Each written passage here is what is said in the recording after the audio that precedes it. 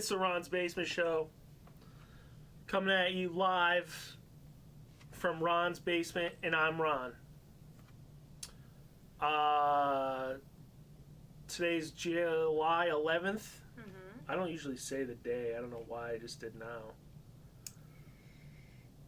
I feel like you're starting your log. Captain's log, stardate July 11th, but I don't know what the real stardate is. They don't use like July in the future. Well, neither, They say like stardate 153.9. We gotta work with what we know.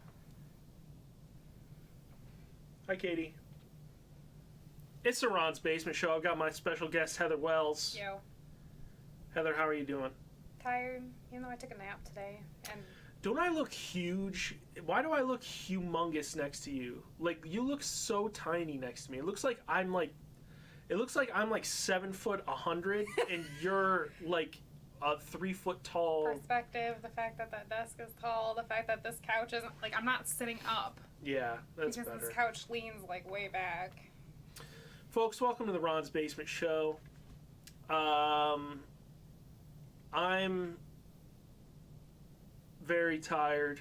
Feel like complete trash, garbage. Really? Feel like shit. Why? I don't know. I just feel like shit. Emotionally, physically, mentally. I just feel like fucking trash. And I look bad too. Look at me. I look like... You look fine. Ooh, I look like a pale ghost. You've completely... The light has completely just... You have no face. Yeah, I'm just totally washed out. That's... this angle. This camera looks a little better. How are you doing over here? What's up? Hi. You're doing fine. There's nobody in that other chair, so it just looks like a bad angle. I tried and then we got this angle where it's like... Well, I'm pointing at the camera, but then the camera's pointing that way at the wall. Oh, I see. That explains everything. Oh my god. I have a headache. I'm tired. Are you gonna make it? I feel better than I did last week, I'll say that much. Yeah, you're not a snot fountain. But I wonder if the reason why I feel like so much garbage today is because of allergies. It could be. No. Maddie caught... Let's not add that kind of spice. Maddie caught corona. He's isolating off stream. You know what we could do, Maddie, is we could try and run this camera up the wall. A little late for that. Into your room. I know there's a hole drilled through the wall because I drilled it. And, Let's not. Man. Heather. Yes. What have you been up to? All kinds of stuff this week, actually. Yeah, you've been up to a lot. You've been doing projects. I have been doing projects. Special projects. I hung a bunch of paintings and stuff on the walls in the dining room and the living room. Yeah, I just went and took an allergy pill literally before the show started. What else did you do? I built a bookshelf.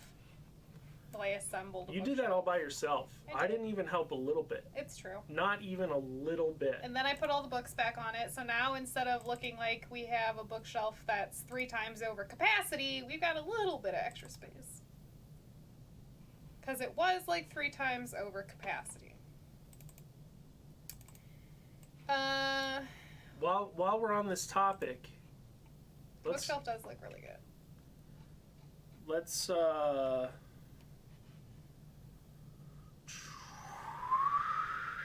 Yeah, it's a really good bookshelf. I dig it.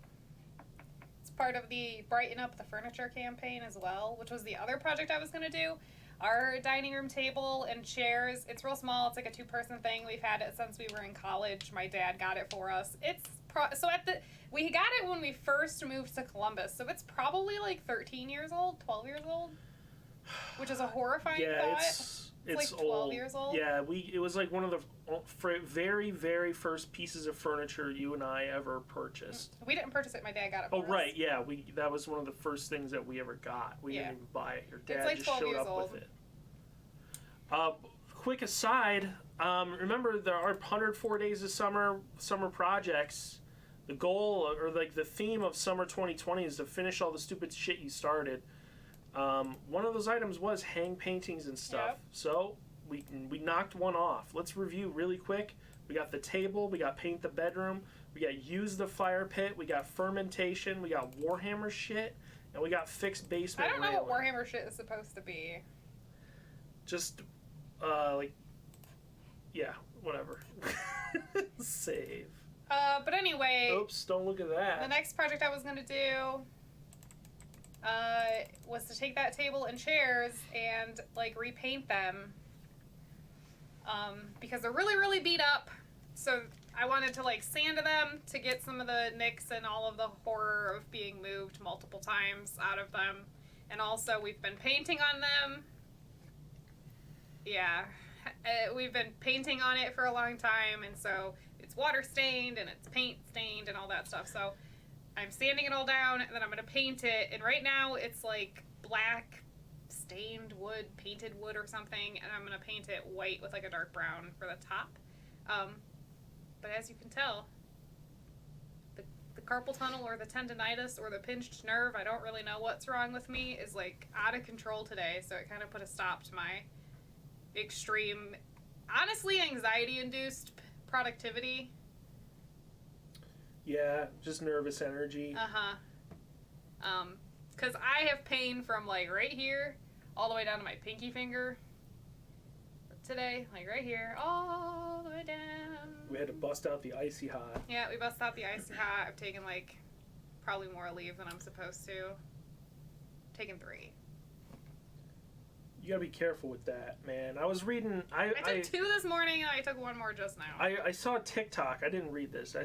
Usually I say I was reading because it's usually a story on Reddit that I've read. Mm-hmm. But it was a TikTok of a doctor talking about a guy who came into his clinic. He came into the ER and he clearly had jaundice, and he was an alcoholic. Right, he was a bad alcoholic, and the doctor was like, well, the alcohol isn't what's causing this, like, severe jaundice, so what could it be? And the guy was like, oh, well, I had a bad headache a couple days ago, so I took a couple Tylenol, and then it didn't really work, so I took a couple more, and it didn't really work, so I took a couple more, and suddenly now he has liver failure, and he's going to die in 2 weeks, and there's nothing they can do because he's not eligible for a transplant because he's an alcoholic. Okay, well, you're talking to the person who's got anxiety about taking, like, 2 medications that would be perfectly fine together. You're allowed to take up to 3 leave, 24 hours. Every 24 hours. Well, you got to be careful. All right. Don't overtake your pain medications. I'm gonna be fine. This chair doesn't exactly fit back here. I could kind of maybe just, like, push the table back a little. It does. Yeah, it's like it's sideways is the thing. You took too many ibuprofen and got hives. That's interesting. I wonder if you were allergic to some, like, normally completely innocuous part of it, like the dye that makes them red. Speaking of medical ailments, for some reason today I keep having, like, bouts of vertigo. I know. I Fucking take a lot of sucks. Tylenol. Well, I don't take Tylenol because it doesn't work for me. Neither does ibuprofen. I take Aleve, which is, like, the only thing that works for my cramps and migraines now. And sometimes Excedrin migraine. And also, I'm sorry that your vertigo is being shitty. I don't get it. I don't know what happened because it's not, like, normal. Where, like, if I move my head in a certain way, I get the little whoa. It's just like I'll be sitting perfectly still at the computer, and then suddenly it's like, and feels bad. Vertigo does. Folks, it's the Ron's Basement Show. You have a lot of hip pain for some reason. Yes, I kind of get that sometimes too. I just bought a new chair because of that. Heather's got genetically predisposed hip problems. Tylenol rapid release extra strength. Interesting. I don't really take Tylenol very often.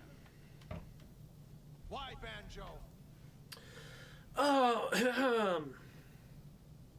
Folks, it's the Ron's Basement Show. We're here in our basement. We did a thing today. We did! We adopted a kitten. We adopted a kitten. His Very... name is Remy. Yes. So now we have Remy. Yeah. That is us. That is us. Yes, his name is Remy. So now we have Reggie and we have Remy.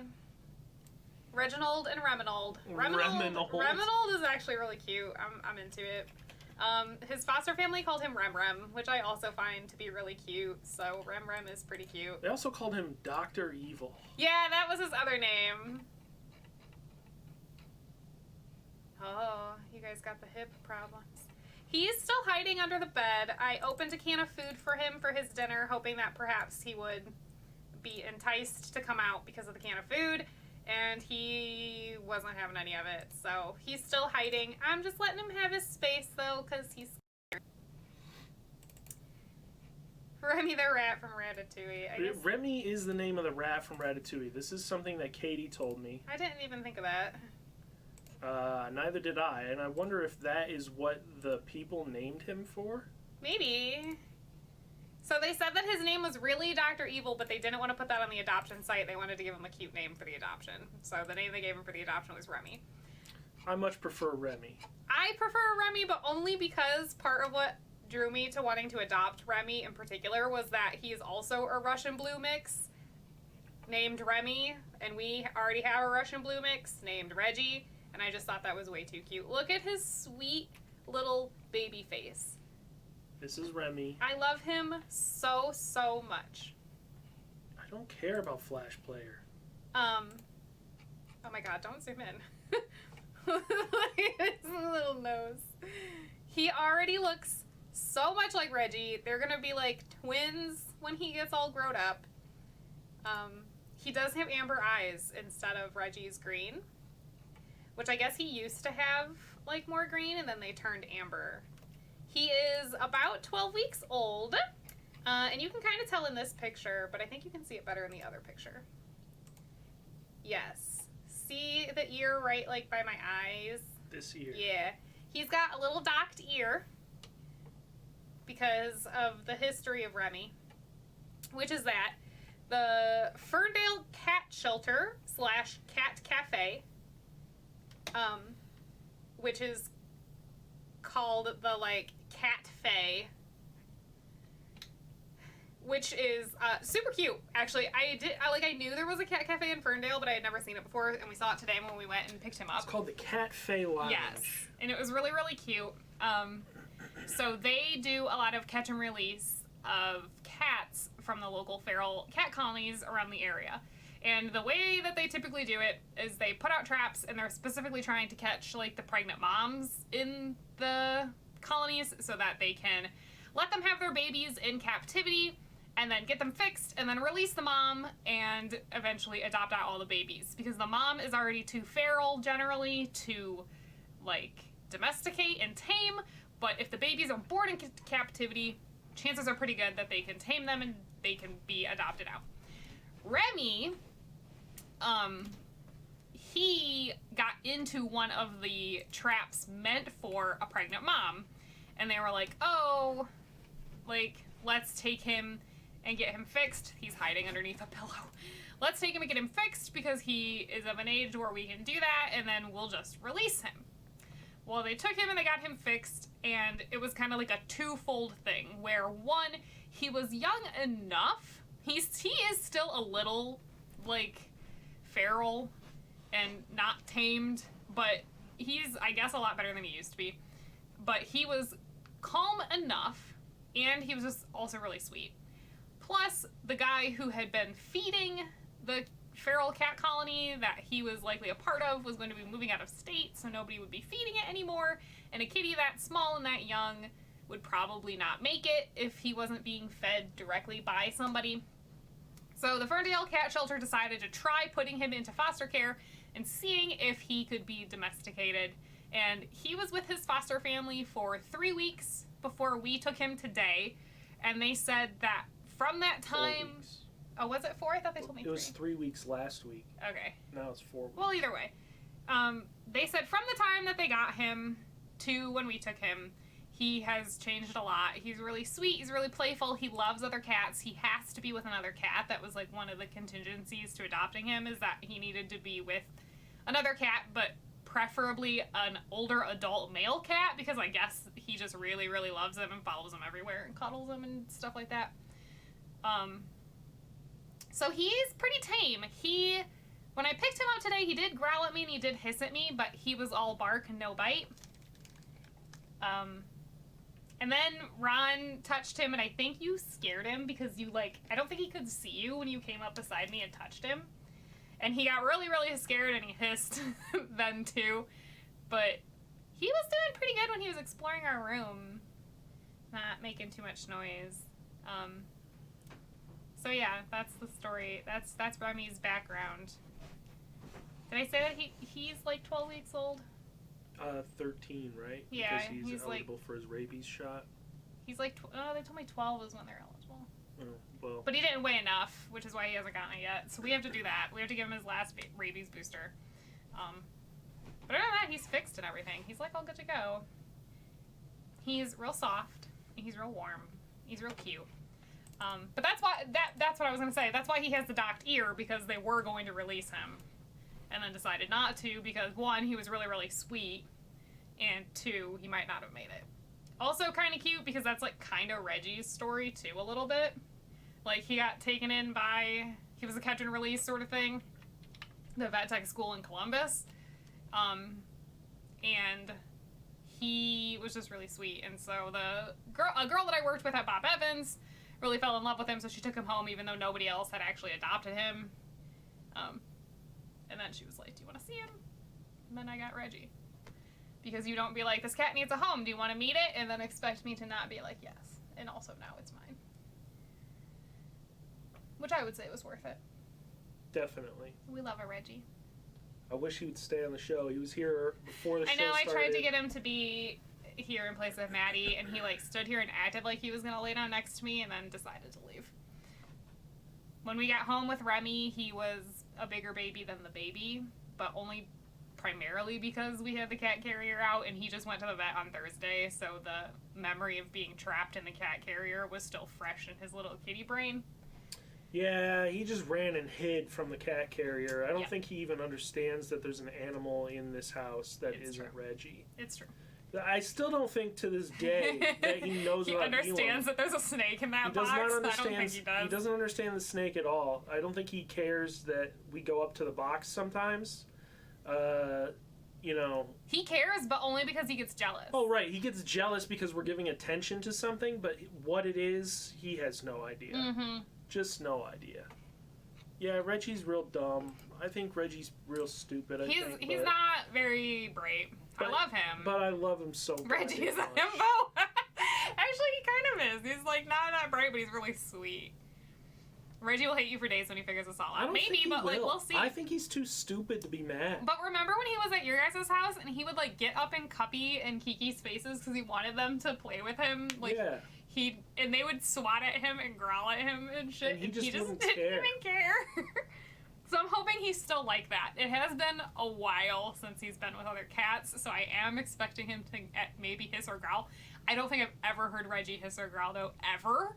Even when he gets scared, his instinct is, like, to make that wailing noise, to puff up, and then to purr.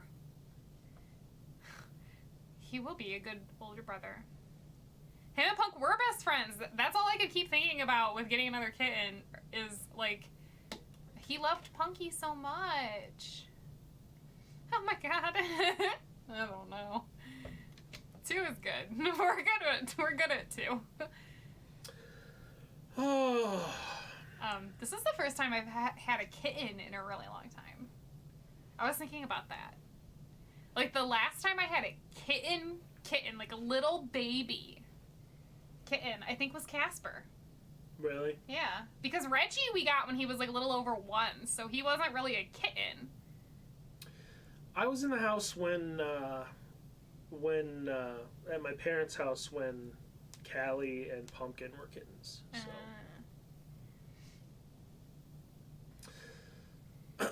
Wow, Kyle's doing the math. He's the what's the thing where people do like math? It's like numerology. I don't know. Yeah. Kyle's using numerology to predict the future. Aw, Ziggy. I guess I had Ziggy for like a hot second. Ziggy is so sweet, even from like day one. I don't remember her hiding at all when we brought her inside. I don't remember. Hopefully, maybe next week we can get Remy on the show. Yeah, maybe. We'll see. I'm a little nervous about him, like, finding horrible crevices to explore in this basement. You got them snuggled. That's so cute. I want to introduce them because I've been told, like I said, part of what made me love Remy, just from his description, was that if he thinks there are no other cats around, he just cries, which I thought was cute. And then also that he loves adult cats and he follows them around and attacks their tails to make them wrestle with him. That's what his description on the adoption website said. So I hope they play. So I feel a little bad that like we're keeping them separated, but Remy is clearly stressed out, so I'm just gonna let him like.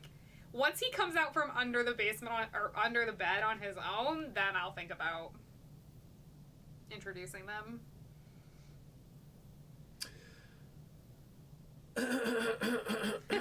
Aww.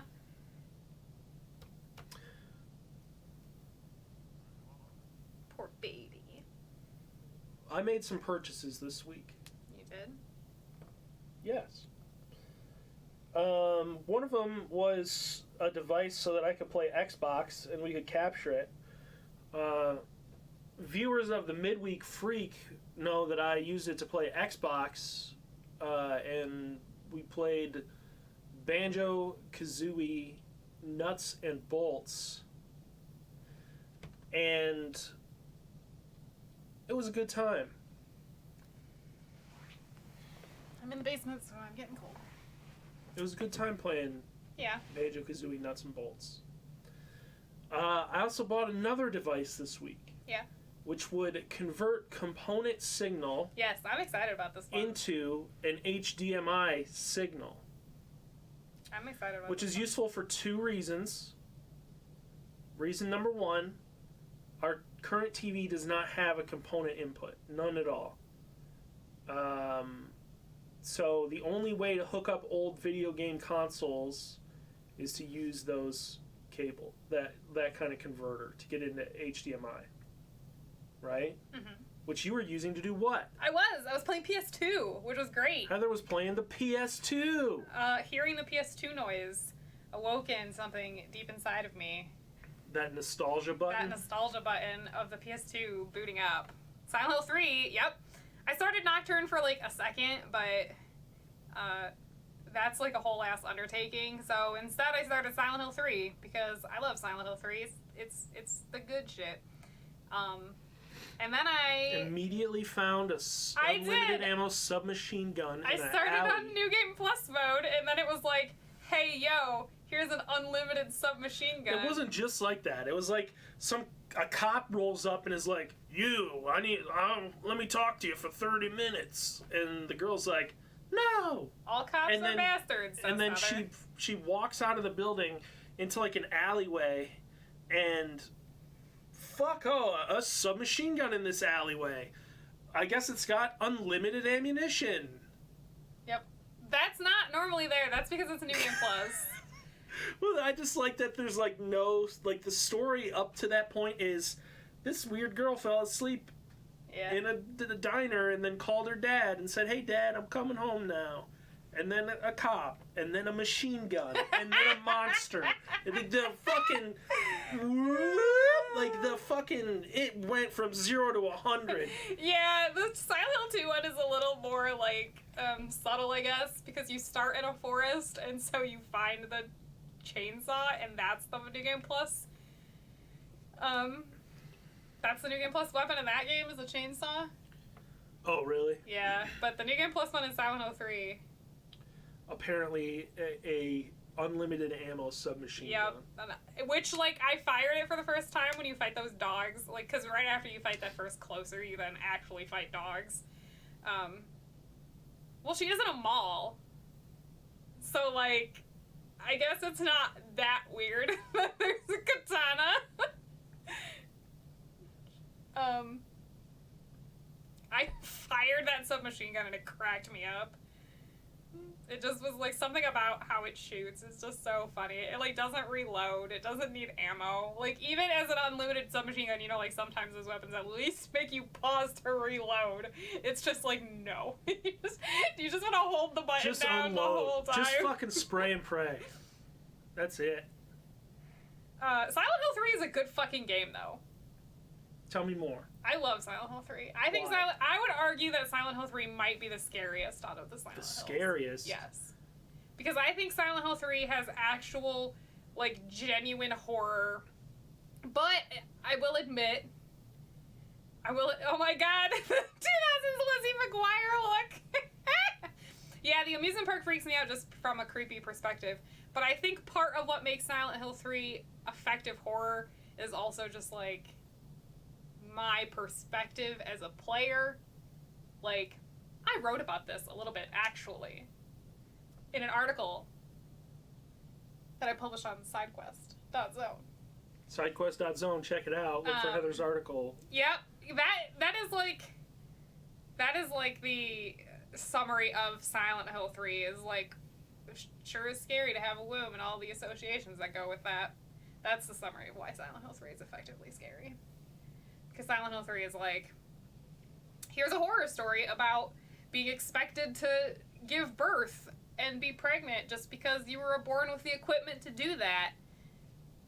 And this person who has that equipment but it doesn't work right is real, like, obsessed with you giving birth. And then when Heather's like, no, I don't want to, she, like, guilts her about it and everything. It's just good. Interesting. It's good. It's good horror. Also, it's got one of the, Heather does, oh, poor God. Which she pukes it up, which, whatever, I don't know. It's Silent Hill. There's a part... Silent Hill 3 is also the only Silent Hill game that has, like, a part of legitimate horror that scares me to the point of making me, like, really, really, really uncomfortable. Whereas, like, the other games have, like, jump scares and stuff that I'll be like, ah! And then I'm, like, over it. Sure. Silent Hill 3 has a part that's, like, makes me legitimately uncomfortable, which I guess is kind of it's a real thing. But, like, you get a phone call at one point when you're in a hospital, like, mortuary or morgue or whatever. You're, like, in the morgue of the hospital. And you get the phone call, and it's, like, a guy in this really weird, like, I don't know how to explain it. Like, he almost sounds like he's, like, drugged up or drunk or something, the kind of tone of voice, like, the way that he's talking. And he's, like, singing happy birthday to Heather and talking about how he can't wait to meet her. And he's been, like, watching her and thinks she's, like, so pretty and all this other stuff. And, like, that phone call freaks me out so bad because the guy sounds so similar to those really horrible voicemails I used to get. Like, I hate it so much. And, like, it's not a character. It's not like anybody Heather knows. It's, like, straight up just a random ass stalker that just calls her and is, like, being a creep, basically. So that part legitimately, every time I hear it, like, fucks me up. I don't like it. Because it reminds me of those. It makes me wish that I could get into those survival horror games. I honestly think maybe I'd be more willing to get into those survival horror games if I got an unlimited ammo submachine gun right at the beginning. Yeah, play our save files that are all New Game Plus. But I just don't like the puzzles in those kinds of games. The last survival horror game that I really got into was Resident Evil 2. I would say. And that was when it came out. You liked Resident Evil 4, didn't you? We played it together. I don't think Resident Evil 4 was, like, the same type of game, Oh, though. that's right. It doesn't really have as much of the puzzle stuff. There's a couple puzzles, but mostly it's just, like, action game. Yeah. And, I don't know. Ron hates Fatal Frame. I'm not a big fan of the Fatal Frame We've games. been down this. Silent Hill has an easy mode for the puzzles, which, if I recall correctly, makes them almost like auto-solves. You probably have to still put some effort into it. I think I normally play on normal with the puzzles. Yeah. But I really like, I think the most recent game that I've played that kind of falls in that same category of, like, survival horror that isn't just, like, in your face, like, scary zombies and shit. I really liked Evil Within 2. Right, yeah, you did play that recently. That game was really, really, really good. It has a little bit of... Deadly Premonition 2 has been getting really good reviews, which is Actually, it's been getting really bad reviews. Really? I saw it getting It's good been getting reviews. so crazily mixed reviews. Oh, I didn't know that. That's funny.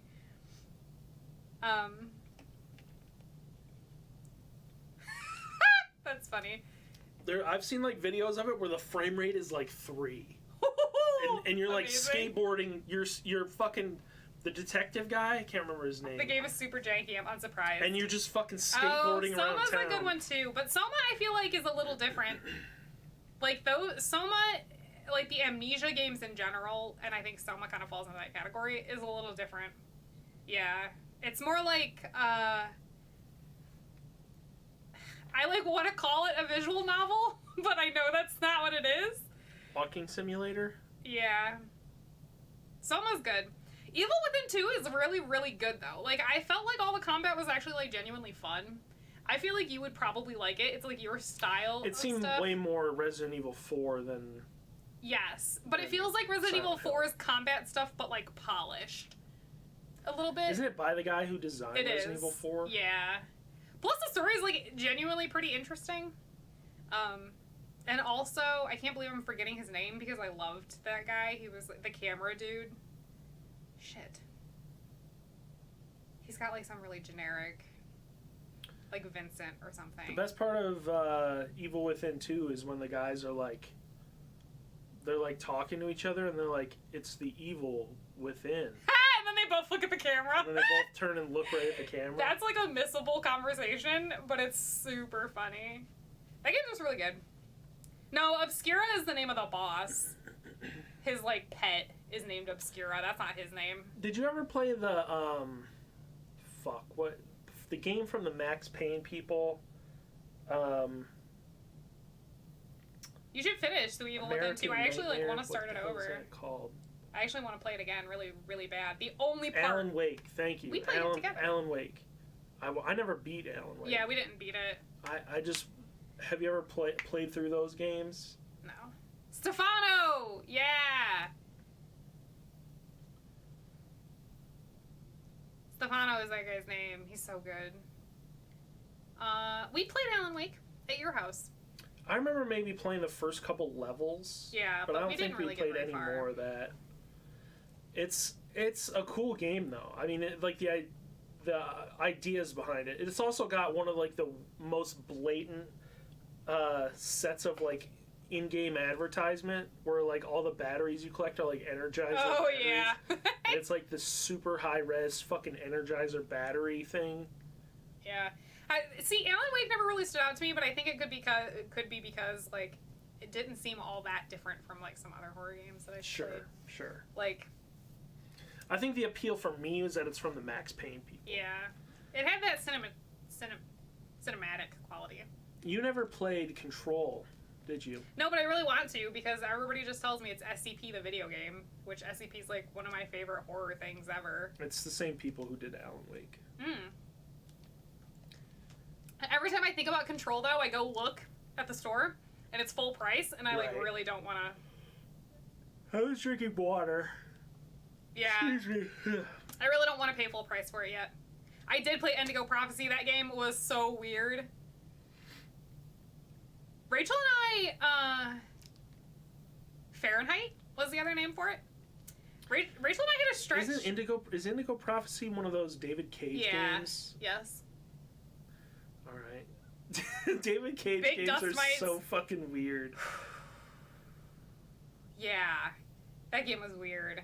That game was really strange. It is like the OG David Cage. Really? Yeah. They recently released like a remaster of it on Steam that I honestly thought about playing. If I can get it real cheap, I would totally play it.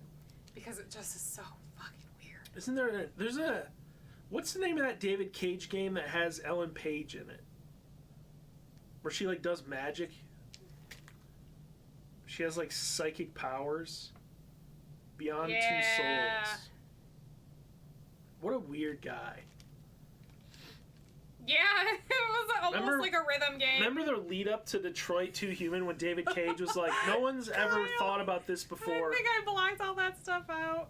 The robots in my game are the good guys. Oh my god. David Cage needs to, like, get his head out of his own ass. So bad. I'm surprised Detroit has, like, a huge fandom. Oh, yeah. I don't know I mean, why. a lot of people really liked the game.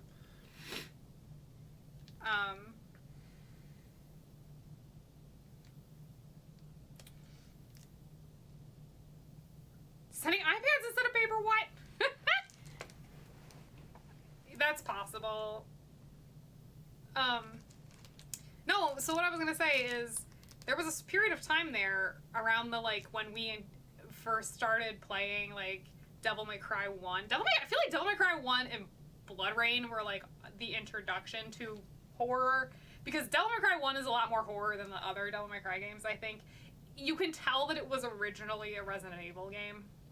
It has the same kind of, like, puzzles and, like, atmosphere and shit. DMC1 was, like, our intro to that survival horror stuff. And then Blood Rain, that game really is something. Isn't that a stylish action game? Yep, it's a stylish action game. You play as, like, a vampire lady with her titties and her butt just all out. Yeah, I remember Who's Blood just Rain. covered in I remember blood that at all was times, hence the name. thing, Where you like Lederhosen, and I remember that too.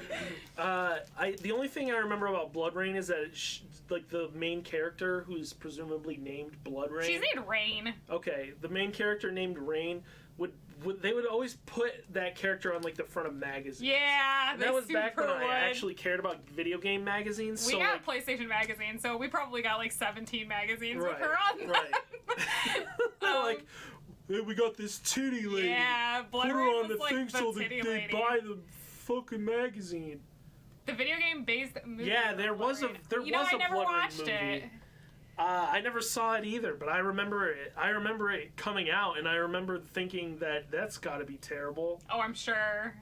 I feel like I don't remember if we actually ever owned Blood Rain. I think maybe we owned the second one, but it was really shitty. Blood Rain 2. Yeah. Oh, it's an Uwe Boll movie. Oh, the Blood Rain movie. We rented it. Uwe Boll, famous for beating the shit out of the something awful guy. Yeah, Low-Tax. He beat the shit out of God. Low-Tax in a boxing match. Jeez. We did rent games a lot. We, like, lived in that Blockbuster. On Route Oh yeah, 2. we rented a lived lot there. of games too. I'd say one of the games that we rented all the time was Quest 64, which is, like, notoriously a really bad game, but me and my brother both really enjoyed it a lot. If Richie was here, he would speak up for Quest 64. I enjoyed that game. I thought it was good at the time. We probably rented it 40 times. We rented it so many times that we could have bought it. Yeah. I think we did buy a couple things that way. Like, I feel like we bought a lot of guides from the Blockbuster as well. Like, we got our DMC1 guide from there. Sure. And we had... DJ, you probably deleted deleted our saves. Yep. We had the Majora's Mask one. We deleted each other's Final saves. Fantasy IX. What other horror games did we rent? There was Siren. Oh. You ever play Siren? You ever heard of Siren? Have you ever seen anything about Siren? No. That game is like the most... It's just like... So Siren, I think, is a game that is supposed to be like survival horror, but focusing on the like stealth, kind of. Because like if you got discovered and attacked, you were probably gonna die. Okay. Like, I don't remember ever being able to like win fighting things in that game. No, it's like Sly? Kyle, just give up. We all knew what you were trying to say the first time. All I really remember is, like, being in the woods in a river, and there's, like, monsters going around, and you have to, like, kind of sneak around Is it them. a first-person game? No. If I remember right, I feel like it even has, like, a really far-out camera. Like, it has, like, a really, like, isometric, almost. But it's been a long time, because we... it does look like it have eyes, you're right.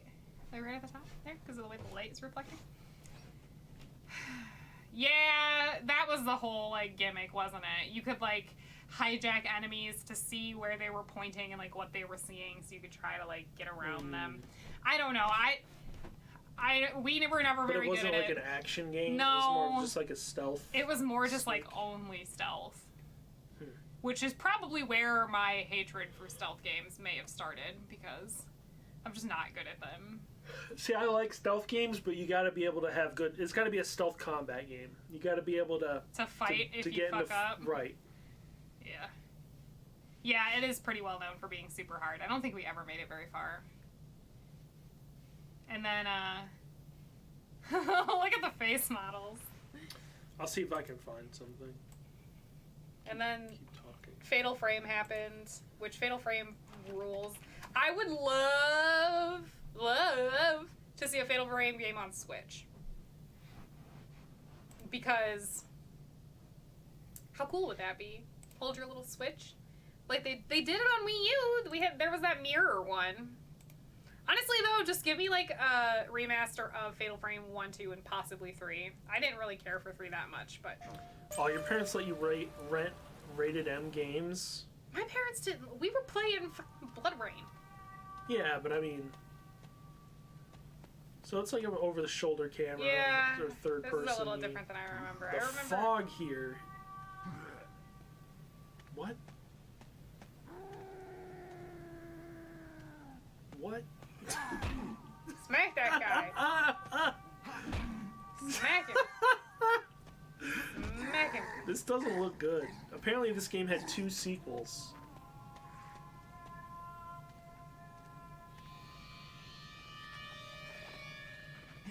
It does look like a Silent Hill game a little bit. I feel like some characters were able to fight and some weren't. What is that flashing? Because you like played multiple different characters trying to get out of this city or something. The noises. I think it's supposed to be that kind of horror thing.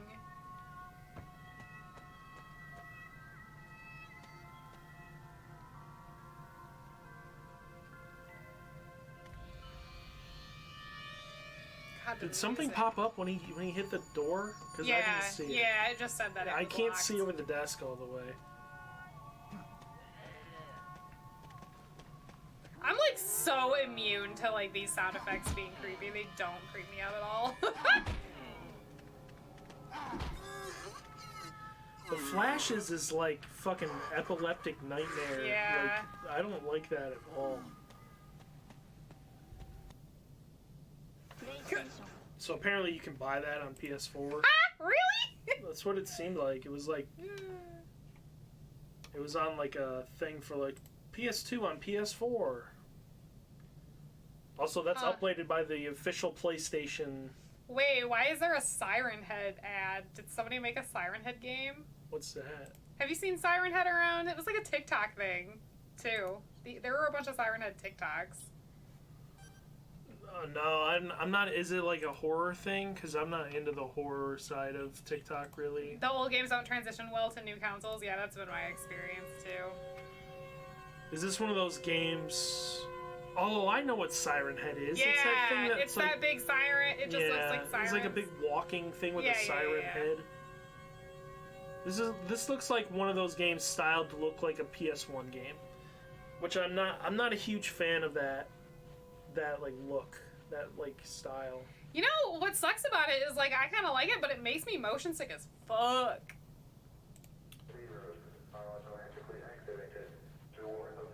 There it is. Look at it go. Oh. This okay, is not I like that it's creepy. like playing like public service announcements and shit though. That's cool. It does not move very creepy though. The TikToks are way better. Look at it. Alright, sure. It's like people who think that one SCP game is creepy, but I don't find it. I think it just looks really stupid. The one with the doll that you can't blink, because if you blink it will kill you. Mm. So, like, the whole SCP setup is that, like, multiple people have to go in at a time, and they have to, like, coordinate their blinking so that somebody is looking at it at all times. That sounds fucked up. Yeah, contamination breach. There you go. Containment breach. Containment breach. Oh my god, I'm tired. That SCP is kind of meh.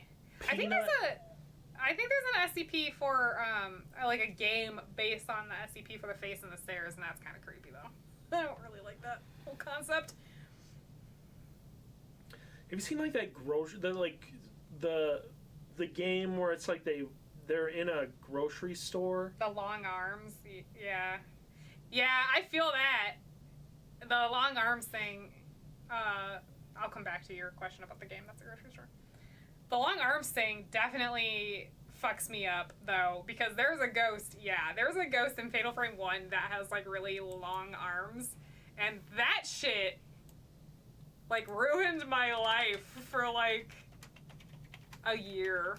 Like, I really, really, really hated that part. It was so creepy. Something about the, like, it's Rachel has long arms. I fear nothing. It's that, like, uncanny valley. Like, it looks human enough. It looks human enough. And that's the part that makes it creepy. I love body horror, though. Like, I love that stuff at the same time that it freaks me out. Body horror is, like, some of my favorite horror. How long is this video? I can't... 13 minutes? Okay, we won't watch the whole thing. Okay, grocery store horror game. What the hell? Yeah, it's like you... The premise is that... I'm just gonna mute this. Is there a person talking? I can't even fucking hear it. So the premise is that you work at a grocery store and you have to, like, stock the shelves. But, like, people will run up to you and, like, ask you to, like, find something. Fleshbirds.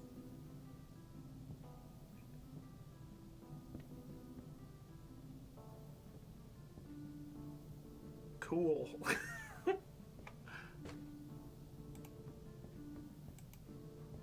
Well, this is all the secrets and Easter eggs of this. Oh, that's what it is? Yeah. I can't... the angle that I'm sitting here... Night of the Consumers. Secret ending. What the fuck, man? Avoid the baby lady. Just give me the gameplay. That Just sounds... show me the game. Whatever. We don't need to see it. The point of it is... I just closed the whole thing, didn't I? It's just fucking runs done. I can't see over the desk. It's hard to... Anyway, the point is, like, people will come up to you and it'll be like, boom, like, right in your face, and they'll be like, I need to find this thing! And then you have to, like, fucking run and find the thing, and the whole time it goes, it's like this fucking music that's like... See, I don't think I would like that. And it's like, fuck this, it's so stressful. I don't think I would like that. I don't like stuff that's, like, just tense. It's also why the very beginning of Dead Space just causes me so much anxiety. I can't do it. There are some really, really freaking good. It gives you the real world experience of working in retail. That is true. That is a horror experience. I've never had to work in retail. Me either. But I've worked in food like service, which is adjacent to... But I never did the retail thing, thank God. There's some really good, like, indie horror games like that. Like Off. Oh, like Five Nights at Freddy's. Five Nights at Freddy's has become a whole goddamn thing. I don't even know what's up with that. In the news recently, I don't know if you folks have heard Food about service this. sucks.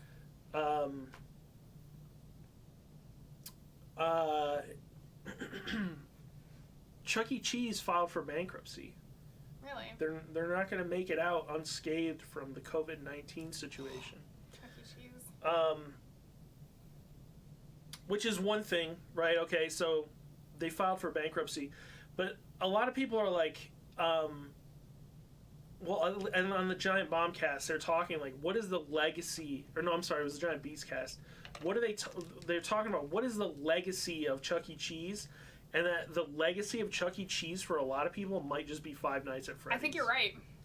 Like Five Nights at Freddy's has become so popular among the Zoomers, Gen Z, that it may be more popular than Chuck E. Cheese. Yeah, I don't know. Five Nights at Freddy's is really popular with like little kids too, like little kids. Yeah. Like I always help out with we do trunk or treat at my work where you can trick or treat. Everybody comes, you trick or treat out of the trunks and stuff. And there were like 3 kids who were dressed up as Five Nights at Freddy's things. Wow. And I was like, and like little kids, like.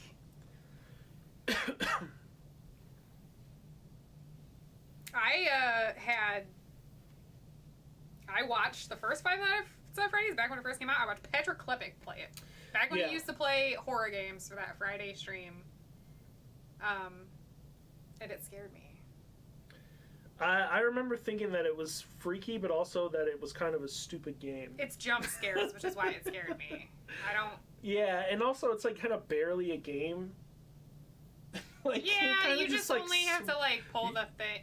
Yeah, like you're kind of like just switching cameras and then pulling the shutters. They made so many of those fucking games. When that game got popular, they were just like, fuck this, more of them, more of them, more of them, more of them. I like almost want to. Like, the moment I became aware of like Five Nights at Freddy's and Five Nights at Freddy's 2 came out, like when I realized like, oh, they made another one of those. It was like, no, dude, actually they made 5 more of those, and it was like, there's fucking Five Nights at Freddy's games. What the fuck? He made a bunch of Christian games that failed. Weird. Is that like Bible Hunters? They have like pops that are coming out. Like soda? No, like Funko Pops. Oh, Funko Pops. I couldn't think of what the first part of that was. I only know this because there was a big thing recently about Funko Pop like advertised some character designs for a thing he hadn't even released yet, and he got like really pissed about it. Oh yeah, that'd be shitty. And was like, never again.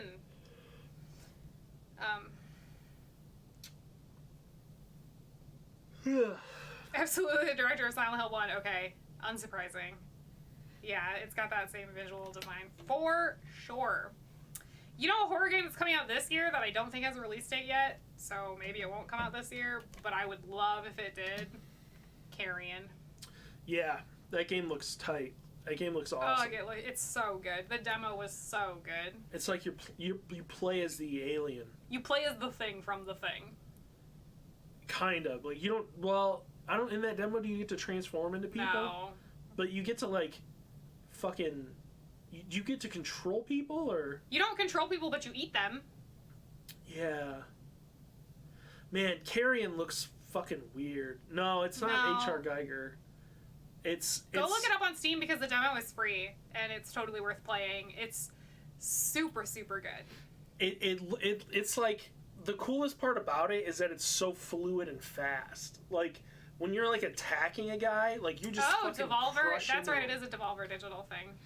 Yeah. So the thing about it is like if you get attacked by the people in the base, like they can break pieces off of you and everything. And you get bigger by eating people. But one of my favorite parts is, like, you can control your little tendrils differently, kind of. And, you could grab, like, grates off of vents and stuff and just whip them. Dude, it's coming out this month? It's coming out this month. Fuck yeah! I'm so excited. This game is so fun. This is the game. So you're like you're like this fucking weird meat monster. It's so good. And it's kind of like those like puzzle games. I'm sure you'll fit right in. Thanks for the follow, Plague 2090. Appreciate it. Yeah, you control your little tendrils all differently and stuff, and you're trying to escape this facility. And like the more like meat you consume, the bigger the thing gets. Also, that's like a respawn point, right? Like you like infect part of the thing, and then you can respawn there. Oh, it looks so cool. I just love how violent it is. Like, I love how it moves. The movement and everything in it is like so freaking cool. The movement is awesome, but I just love like fucking like that. Yeah. When you eat people, you like bite them in half. You really specifically eat them like half at a time.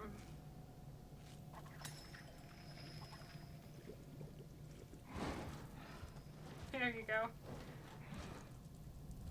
I'm fucking whipping that shit around. Yeah, it's really satisfying how much you smash into stuff and how you can whip stuff around. I'm super excited for this game. It's really cool that it's coming out this month.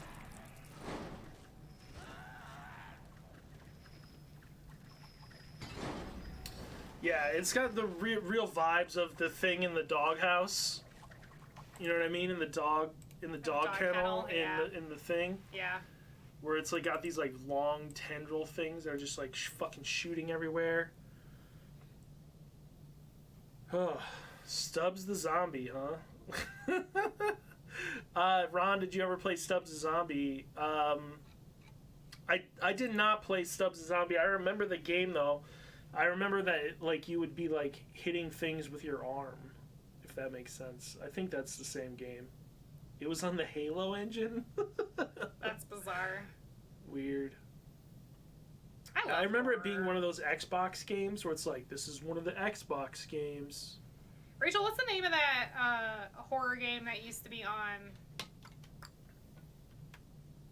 It was like a Newgrounds game where you were like, you started as like a little tiny cell inside of the like body. Oh, Spore. No, you were like inside of the body of like somebody. What the hell was that called? That game like has stuck with me for forever. Oh, Osmosis Jones. Yep, that's it. You got it. Osmosis Jones. Osmosis Jones, the Newgrounds game. That game was good. That game was creepy. There's so many good, like, indie horror games. This isn't it. But it's super but similar. It's similar. Discover My Body. Oh, yeah. I think you sent me this, didn't you? This is a phone game? Kind of looks like it. It does. I don't think it is. Ugh. Oh, that's cool.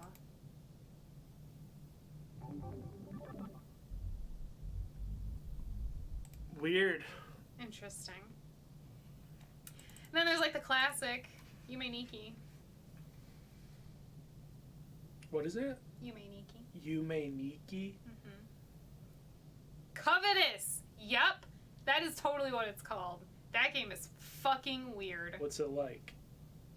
It's just like a little, like, it's a really short game.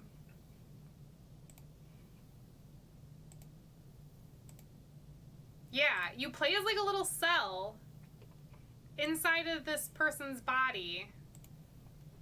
Like, I think you're supposed to be like this person's like twin that they like is inside their, like, their twin never developed and is like inside their body in some way. You know, you've heard of that before, It's right? like some Venture Brothers shit. Yeah, you like, and that's like a thing that can happen. And you like go around and picking up these little bits of cells and slowly getting bigger and bigger.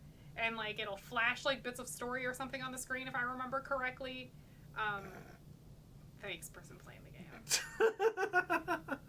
Yeah, and it like pops up this kind of stuff as it gets bigger and bigger, and like the shit that it says progressively gets weirder, and it has sound effects that just progressively get weirder, and the music gets progressively weirder. Is this the whole game? Are they just playing through the whole game here? Yeah, it's a really short game. Oh my. He's very sad. He's gonna bust out of his body. He's busting out. He's taking over. It's his body now. Wow. Real short. Spoilers for the game Covetous. Real short game, but that was that looks weird. Remember Salad Fingers? I was just talking about I Salad Fingers remember with somebody else Fingers. recently and watched Salad Fingers. It's been a while since I watched Salad Fingers, but as a child in the early 2000s, Salad Fingers was fucking freaky. The sounds they had in that Rusty spoons. of them like touching shit, like it was just fucking gross. Even now, I'm thinking about it and it makes my skin crawl. I just recently watched the first one again, like literally maybe 2 or 3 days ago. It's creepy. Yeah. The part where he, in the very first one, when he goes over to the little kid's house and he like rings on the doorbell and the way the little kid like comes out and answers by like making that weird horror scream and everything. It's weird. It's good stuff. Salad Fingers is pretty good. I wonder who made Salad Fingers. This is not a thing I've ever really thought of. I'm curious because like sometimes you figure out that horror shit you love. David Firth. Rachel Who's would David know. Firth?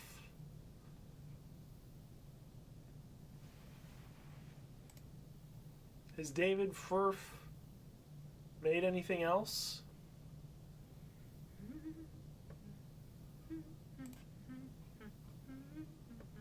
Music, filmography.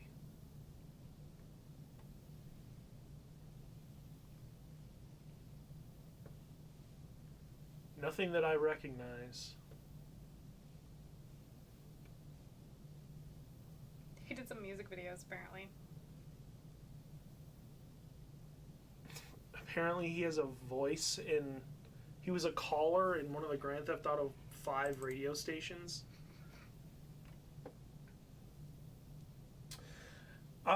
He was a voice actor in The Cat Lady. I keep meaning to play that game. What else are you going to play on your PS2? I don't know. So the games that we have... I don't have a ton of the games. We have Persona 3. Digital Devil Saga, which I do kind of want to play.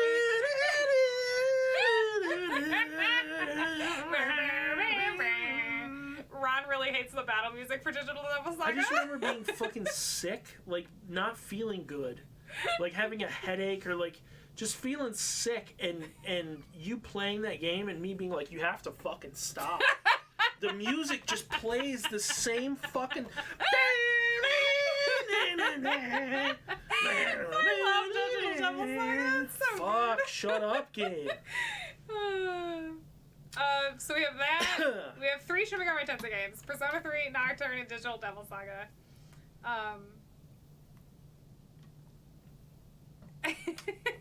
And then we have Silent Hill 2 and Silent Hill 3. Xenosaga? I don't know why I have Xenosaga because I don't think I ever even played that game. Really? Yeah, like I bought it and I remember the opening of Xenosaga being so like, yeah, I played it at Audra's house. The opening of Xenosaga takes forever. It's like the longest opening of anything I think I've ever seen in my life. And I remember being like, okay, I'm Is done. it longer or shorter than the opening for, what the fuck is that Zelda game? Skyward Sword. Oh god, I feel like I blacked that out, so I don't know. I feel like the opening for Skyward Sword, the like tutorial is like 10 hours long. God, Skyward Sword is the only Zelda game I just actively hate. It's the only one I hate. Kojima probably does love it. It's like a fucking movie. Ocarina of Time intro isn't bad. Hey, go get a sword, go get a shield. Yeah. We're not talking to you, people. I said Ocarina of Time, You not... said, hey, go.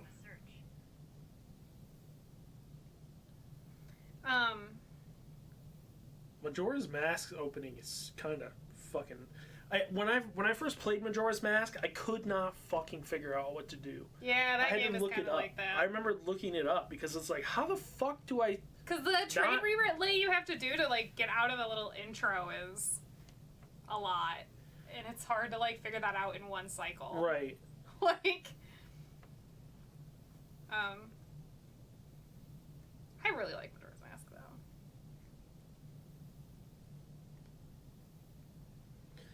I clamored for Majora's Mask to release on the 3DS, and then I never beat it. It's still in my 3DS right now, which still has power, even though not. I got as far as Stone Tower Temple.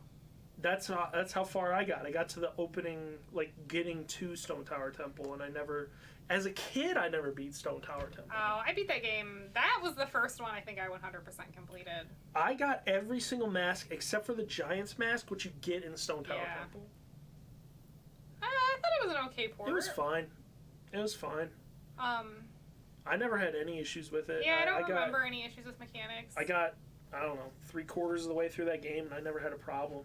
I'm never, ever, ever gonna forget. Never gonna forget. And Rachel can attest to this. How awful the Goron part of the trial to get the Fierce Deity Mask is. That drove me almost to a point of insanity. When I played, Rachel brings up the wedding mask. I didn't do that.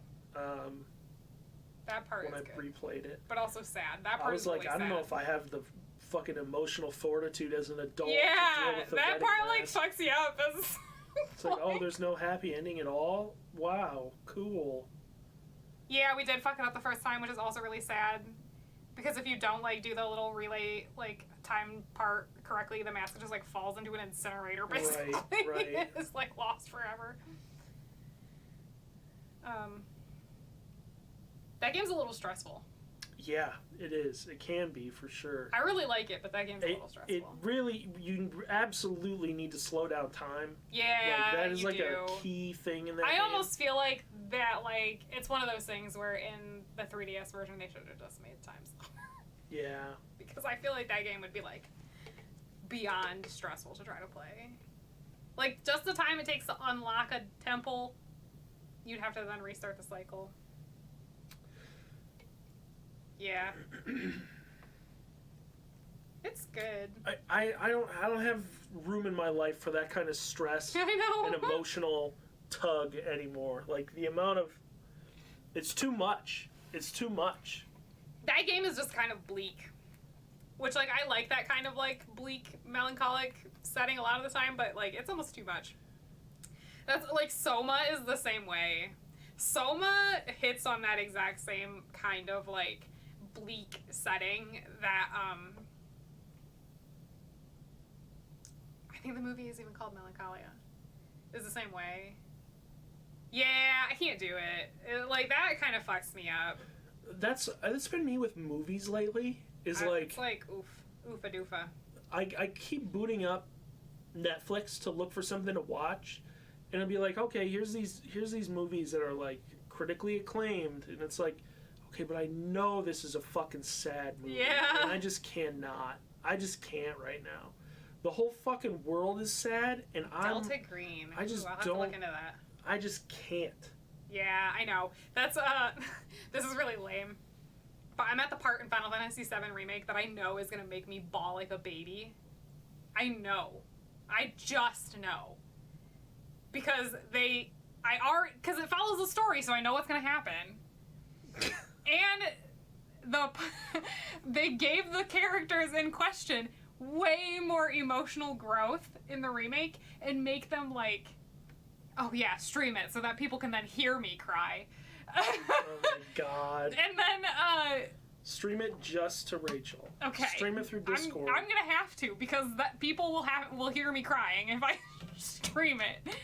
Because, like, I just know it's gonna fuck me up. Because they took those characters that I was already sad about and gave them so much more backstory, and, like, I'm not ready. I'm not prepared. Like, oh my god. The world is not prepared, Heather, for this moment. I know. And I talked to my friend Craig, and Craig was like, I literally laid on the floor for an hour after that part of the game. I was like, god damn it, I don't think I can do this. Like, it's gonna be a bad time. The game has also made me super in love with Aerith all over again. I'm, like, so gay for Aerith in that game. I love her so she's the one much. Who dies, right? And she definitely dies as part of the main person who you're story. talking about? No. Is that not in this part? That's not in this part. Are they actually doing a part 2? Supposedly. Because this game is just called Final Fantasy VII Remake. But I'm, like, really scared. It's not called, like, Remake Part 1. I'm really scared. Because, like, let's not forget Final Fantasy 15 was supposed to have a bunch of extra story stuff added afterward. With all the... They canceled, like, 4 DLCs. How come they can't make those games good? I don't know. Not that they're bad. I'm not saying they're bad. I'm saying what's up with the production that they can't get those games out correctly? I don't know. I don't know. Why would you have to add... Because the Final Fantasy 15 stuff they added is free, right? No. No? You have to pay... Didn't they add free stuff to the game, though? No. Didn't they, like, yeah, make it so that a cutscene was, like, added to the game? They added some stuff to Chapter 11, which was, like, notoriously a bad chapter because, like... It suddenly decides it's going to become a stealth survival horror game, and it doesn't work super great. And also there's, like, no story, and it, like, shotguns you to the end, and, like, there's... That game, I have such complicated feelings about Final Fantasy 15, because I think it's got, like, all of the component pieces to be an incredibly good Final Fantasy game, and just drops the ball with all of it. Like, every single part of it. And the paid DLC that comes out and adds story is such horse shit. Because it's like, here's the episode Gladio. Remember when in part of the main story, Gladio just left for like an hour and a half of the game? And then he comes back and he has a huge scar, and Noctis is like, where were you? What happened? And he's like, I was busy. And they never talk about it again? And then they're like, play the paid DLC to see what Gladio was off doing.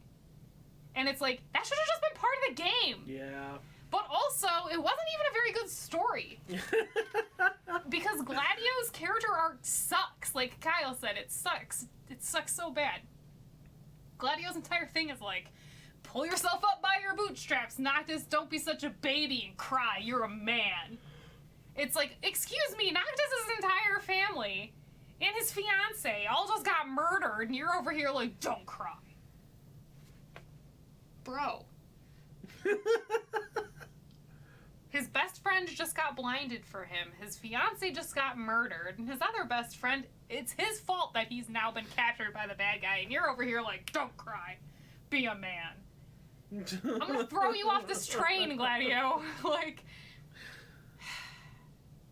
It's got feelings. I really do. I have a lot of feelings about Final Fantasy 15. Well,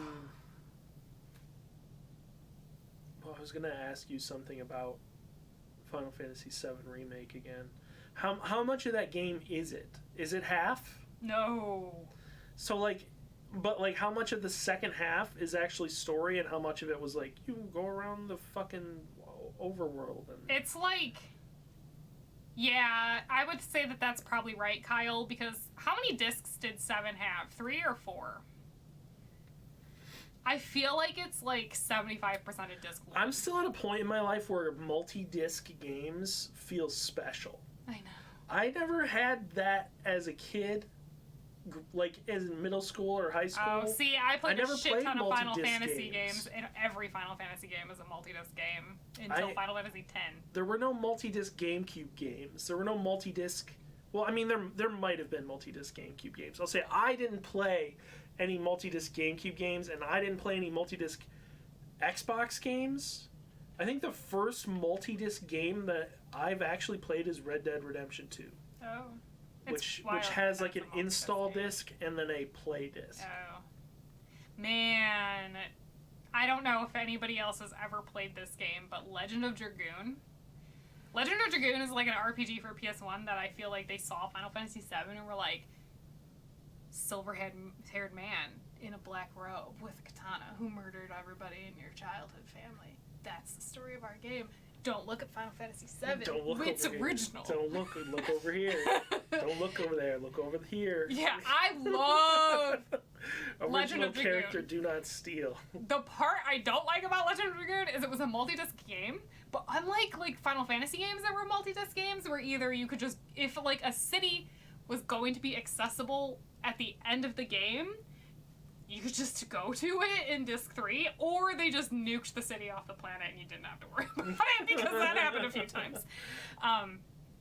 Legend of Dragoon was like, if you want to go back to a city from the beginning of the game, you gotta put Disc 1 back in, bitch. And that shit was so annoying, because that was definitely in the era of, like, you didn't get new games very often, so, like, I 100% completed everything that I played, so, like, it had a collectible item called Stardust that you couldn't see on the map. You literally would just run around clicking on random shit, and it would be like, you found the Stardust. And so, like, I wanted to get them all, but, like, to go back to old cities, it was like, oh, this one was on Disc 1, and this one was on Disc 2, and this one was on Disc 1, and this one was on Disc 3. Shuffling discs. It was awful. I really like Legend of Dragoon, though, but, like, what isn't there to like about the fact that it had a long, silver-haired Bishonen villain, and it was about dragons? Heather likes her dragons. I do like Some dragons. things never change. That is very true. Remember that stylish action game with the dragon that you... Man, I wanted that to be a game. What the hell was it called? Scalebound or something like that? Devil May Cry, but with dragons. Yeah. Like, what a more perfect... it could have been the most perfect game for me. They were like, look, it's Nero with dragons. And I was like, okay. I need to use the restroom. Okay. I'll be here. You chat with the people I'll for be here talking about dragons. approximately 1 minute. I'll be right back, folks. Let me, excuse me. Maddie McMuscles is a hell of a name. What? Maddie McMuscles just put a vid out about that, about Scalebound. I remember being, like, legitimately upset. Oh, two best friends, okay. I remember being legitimately upset about Scalebound getting canceled.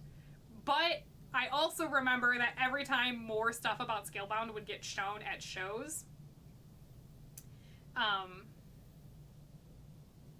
it would get shown at, like, E3 and shit like that, and every single person would say that it played terrible and, like, it was not shaping up to be a good game. So I'm not surprised it got canceled, but, like, come on. I want that so bad.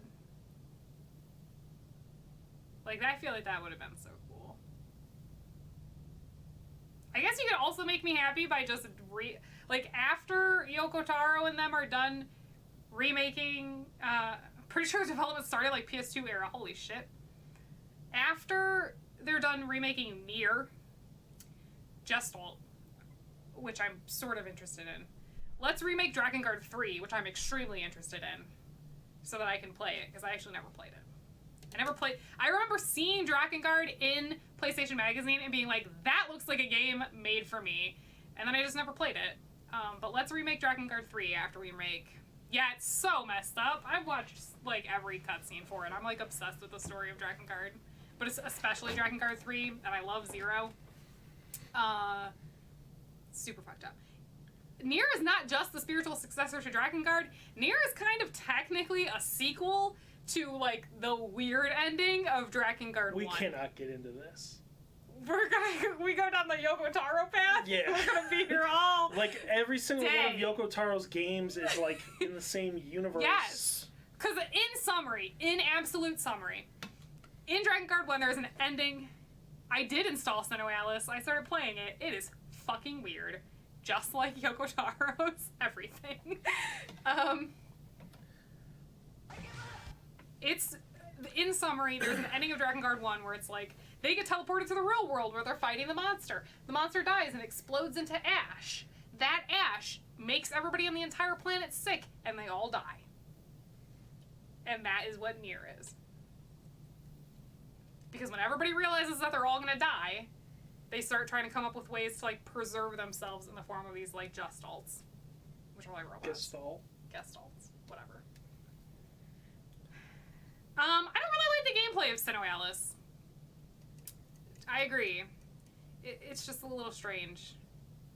But the story is just so fucking weird, because Yoko Taro was basically like, what if I anime-ified all of these common... How do you guys feel about anime? Yes. I need that, like, meme picture of Yoko Taro, like, holding the little... And it's, like, him holding Zero. Or Kane. I can't remember which one. I think Kane. And it just says, like, I'll have about 5 more of these little white-haired bitches. That is Alice as well, unsurprisingly. I do really love the designs. I love Snow's design in particular, and I love Cinderella's design. Because Cinderella goes, like, batshit. Like, my story sucked. I was abused by my whole family, and then the only thing that saved me is this asshole, boring dude. I'm gonna bring my author back to life so he can rewrite all that shit. Because the whole premise is they want to, like, bring their authors back to life or whatever. The interview question where people asked if he enjoyed designing it, and he said, no, it was my job, I hated it. I love Yoko Taro so much.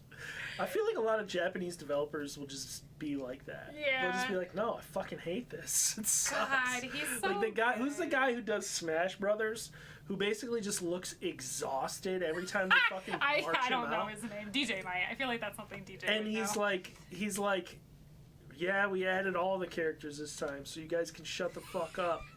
Yeah, Sakurai. He's like, can you guys just shut the fuck up and leave me alone? Please leave him alone. Let him rest. They're all here. They're all here. Every one of them are here. You want 7 more Fire Emblem guys with swords? Here you go. Oh my god. Yeah. Yeah, those are always really good. Apparently Sakurai's been like streaming from his house. Really? Yeah.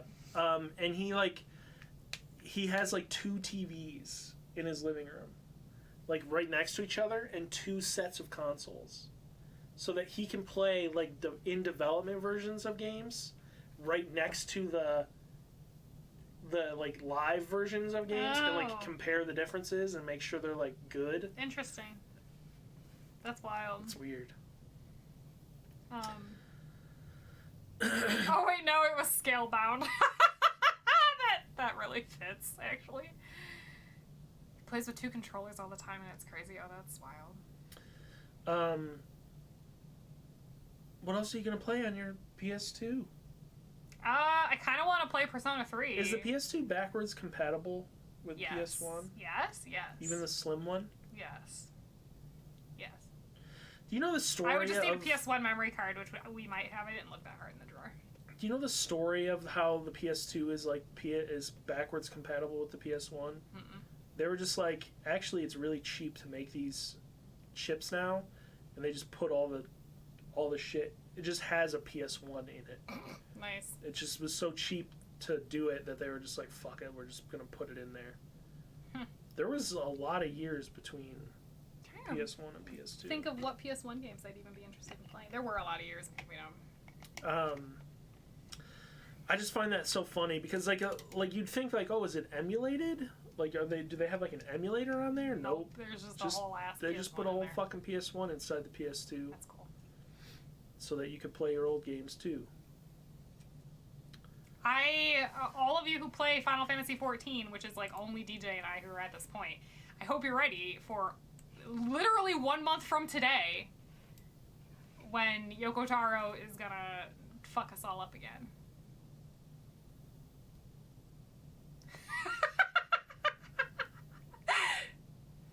What? Wait a minute, what? Thank you, I met my girlfriend because she cosplayed to be. If it wasn't for the Nier game, I would have never met her. Oh no, I don't want to hear this kind of report. I hope that all handsome cool guys will be vanishing from this planet, except their girlfriends. I hope so every day. Yoko Taro is so weird. Okay. I love him. The Nier, the second part of the Nier raid is going to be written by, golly, I can't believe I always forget her name. I feel really bad that I always forget because she's so good. But the woman who wrote the Shadowbringer story is coming back to write it. And it's coming back to write the patch 5.3 main story, so in a month from now, that'll be another occasion where I probably just sit there and cry for 30 minutes on the floor. Great. Speaking of the PS2, if I replay Persona 3, it'll be another time where I just sit there And cry for hours. Yeah. I remember. Do you remember when I beat Persona 3? It was like 2 o'clock in the morning, were and in I'm just sitting there college, crying. And just like I just hear Heather fucking bawling, and I'm like, what do I? You just gotta let it I happen. don't know what I do. You just gotta let it happen. Just fucking. Persona 3 was really dramatic. It was a time. Yeah, no kidding. It was a time for Ron too. Persona 3 made me cry really, really hard for like in 2 completely separate spots. it made me cry really, really hard after the stuff with Shinji. And then I cried, literally, it's so stupid. There's a part after Shinji dies, Akihiko will start saying in battle, "Did you see that, Shinji?" And he said it, and I cried. I cried then, too. And then I cried at the very end of Persona 3, because it emotionally fucked me up. How many times did you see Heather slam that controller? Heather does not slam controllers. Actually, Heather has a fucking raging temper, and she slams shit all the time. That's not true. I've gotten a lot yes, better. it is. So with that device also, the device that lets you play the PS2 on our TV. Yeah, that game is just sadness and death. Yeah, I mean, I love it, but that game is fucked up. Where it's just like, hey, children, to summon your persona, shoot this gun at your head. And it's like, okay. Well, no, that's the thing, is it takes all of them a really long time to get to the point of doing that. That's the whole beginning of the game is about how Yukari has been unable to bring herself to do it so far. Yeah, that's fucked up. Yeah, it's emotionally. That's really fucked up. That whole game is really fucked up. It's my favorite Persona, but it ends I can't even, Yeah. Persona 3 is the Evangelion of Persona games. Yeah, that's not wrong. No, I think Persona 3 is probably a lot more I don't want to say legible, because that's not the right word. It's more easy to interpret, perhaps. The Having watched all of really cute, Evangelion in the last night. couple years, I don't even know what happened in that show, and I gave all my attention to that. Yeah. And I was just at the end. I was just like, what the fuck happened? What the fuck? Persona 3, you at least understand what's going on, but it's never a very good feeling when it's so the teenager main character of your game is basically dead forever. No. Yeah. And then of course it has to do one of those things where it's your last day on Earth, and you go back to the high school and talk to all of the people, and then they're like, "You helped me so much, blah blah blah." It's graduation day. You helped me so much. We're gonna go do this thing, and it's him going to the roof of the high school and then just putting his head in Aigus's lap and falling asleep and never waking up again. And I'm just like, God damn. excuse me. That's some shit. That's why at 2 a.m. I'm sitting there bawling my eyes out. My God. About this fucking game. That's the kind of melodrama built to destroy a Heather. Yeah, I just sat there bawling. It was ridiculous. But anyway, we got this you can thing. tell it was the original director from Shin Megami Tensei. We got this thing so that we can hook up stuff that takes a component in and hook it up to HDMI. Oh, okay, yes, continue. Persona 4 and 5 is my homeroom teacher is a god. Yeah, that is true. Persona 4 homeroom teacher is also fucking creepy. Yeah, he's like, you fucking kids, all you want to do is fuck each other. Yeah, he's real weird. He's fucking creepy. And then he gets killed. Great. Yeah.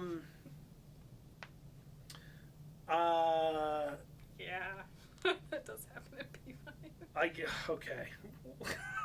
Persona. Now we've gone PlayStation 2, very PlayStation 2, hard. PlayStation 2, PlayStation 2. We were discussing this, and we were talking about games, and then somehow just veered hard into JRPGs, and I'm trying to course correct, and I can't get us out of the fucking. That's because we're look stuck at in the. Look at who's the loudest in the chat.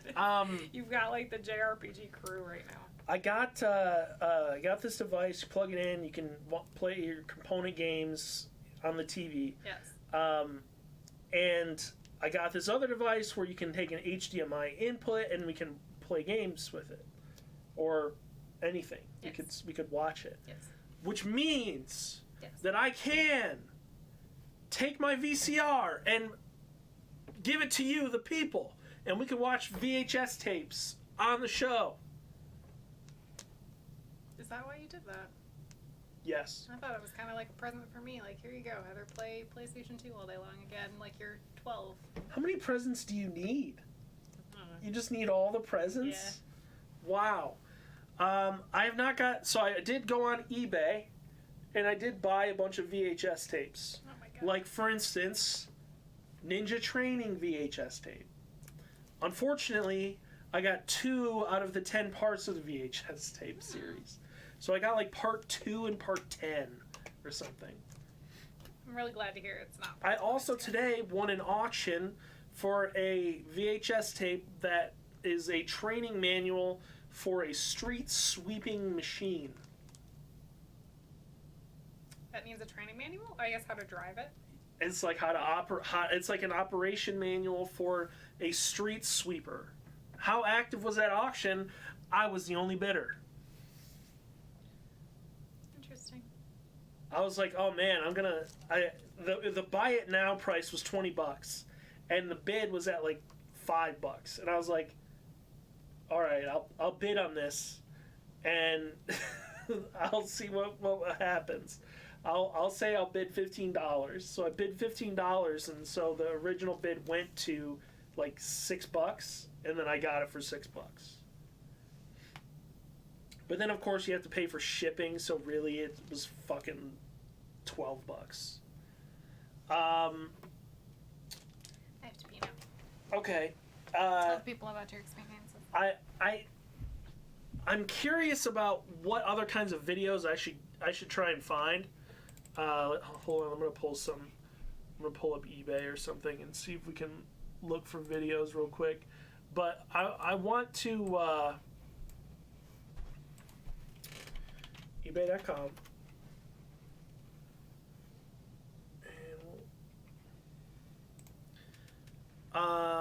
Sign into eBay with Google? No. Is this my actual eBay account? Nobody look. Oops, not a match. Okay, fuck it. But I was searching like staff training. And the thing that kept coming up was like fucking like how to fight somebody with a staff.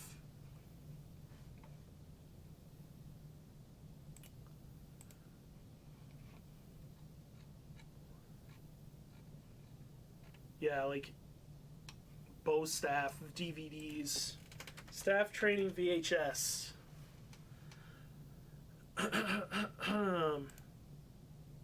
Clinical nutrition science metabolism supplement education staff training. Taija and Shaolin staff fundamental training 1 and 2.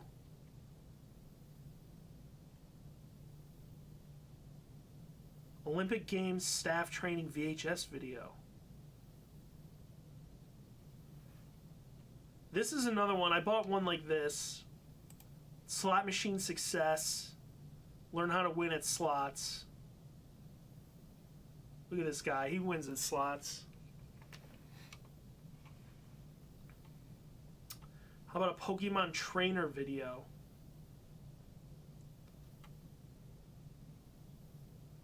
A lot of training day. A lot of Bad News Bears breaking training. Horse training videos. Weight training videos. Police Academy 3. Back in training.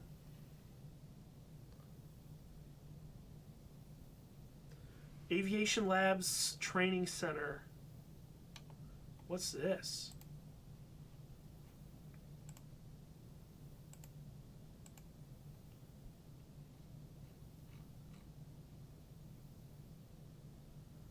I don't know what this is.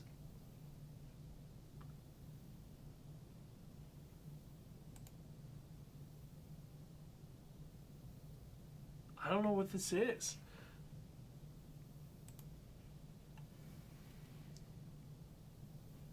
Word Perfect for DOS. You guys want to learn how to use Word Perfect for DOS together?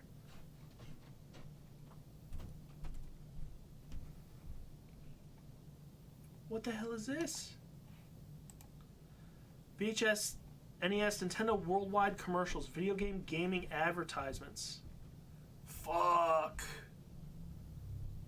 150 worldwide ads. 2 hours of fucking VHS training commercials.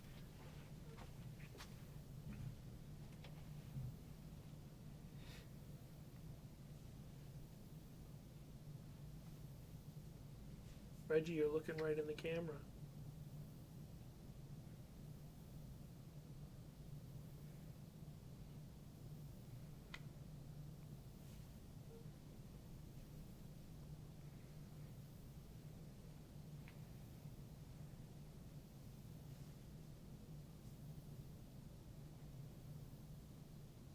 He's not crabby. He does look grumpy. He's not grumpy. That's just how he looks. Everybody thinks Reggie looks grumpy all the time. I know. Tell him, Reg. Tell him I'm not grumpy. Heather, I think I'm going to buy this. Okay. Thought that said $199 at first. I was going to be like, no, you're not. No. It's $20. How about this one? Do you think we should get this? Word Perfect video training Oh my gosh. for DOS. Hey.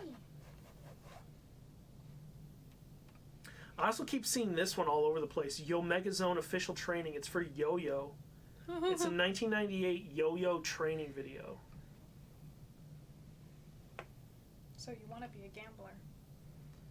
How to win a blackjack card counting.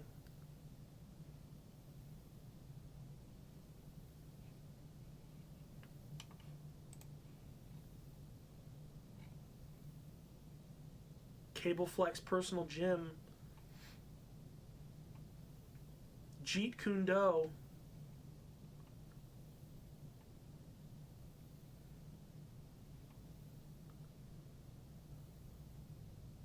What? Putting the Melchizedek priesthood to work? Melchizedek? Putting the Melchizedek priesthood to I have work. no idea. Samoan, it says on the back. This video cassette is designed to supplement the Melchizedek Priesthood Leadership Handbook. Each segment of the video cassette should be viewed separately. The video cassette and handbook may be used in the following ways. The Stake Melchizedek Priesthood Committee should use them to orient and train new quorum and group leaders.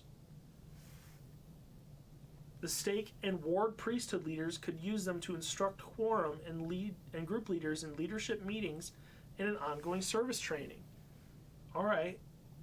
$9.95.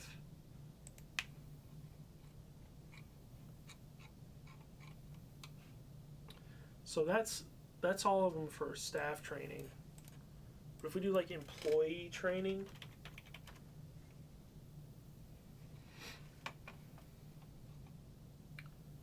Star Wars Episode 1 KB Toys merch VHS.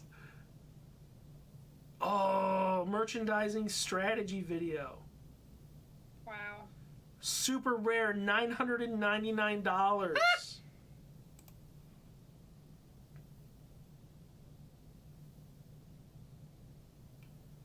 Fucking Christ. There's a Pokemon trainer video. Employee discipline and performance. VHS 3 video set.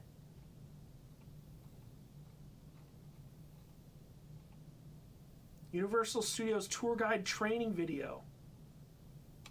Oh man, this one's $100.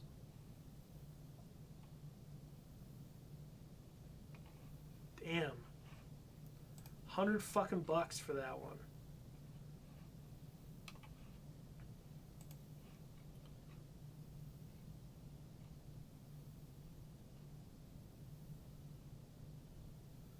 How about A Woman's Guide to Firearms? Does that one sound like it could be okay? Oh my. Do you think we should get that one?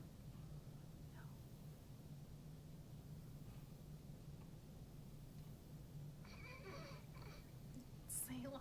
Golf training tapes. All these training day tapes. Oh. So anyway, point being, we can watch VHS tapes on the stream Nice. for the Ron's Basement Show or whatever. We could just have a stream that's just us watching VHS tapes. Could. We own already a bunch of conspiracy theory VHS tapes. We do. About aliens, the end of the world, etc. Doesn't Bob kind of technically I bought a lot of them. own? Oh, did you? I didn't know that. Bob doesn't own a VCR. Yeah, the dude who looks like Albert Wesker. Totally. Well, Heather, Yes, sir. I think that's about the end of this week's episode of the Ron's Basement Show. Okay. Did you have a good time? Yes. It was good. Are you happy that the folks at home joined us this week for the Ron's Basement Show? I am. Thanks for discussing horror video games and JRPGs with me, everybody. Two of my favorite things. And PlayStation 2. Yep. It makes me want to buy more PlayStation 2 games. Yeah, you could totally buy more PlayStation 2 games. The other game I forgot to mention that I just remembered we have up there too is Castlevania Lament of Innocence, which is a game that I was obsessed with and went back and tried to replay. Is that a 3-dimensional one? Did not age well. At Really? all. At all. Mm. At all. Mm. Want to play the Zappy game? Not really. I think my hand has had enough abuse. Maybe the Zappy game will make it feel better. No, let's, I think I'm going to sit it out. Oh, there's no one to play the Zappy game with me, so I guess we won't play the Zappy game. I will definitely play it with you next time to make up for it. But let's I'm gonna fucking hold you let to this that. arm rest. All right, folks. We're gonna get out of here then. That's not the right button. Bye, everybody. Bye, everyone. See you next time. I'm going to try to get pictures of it. Bye.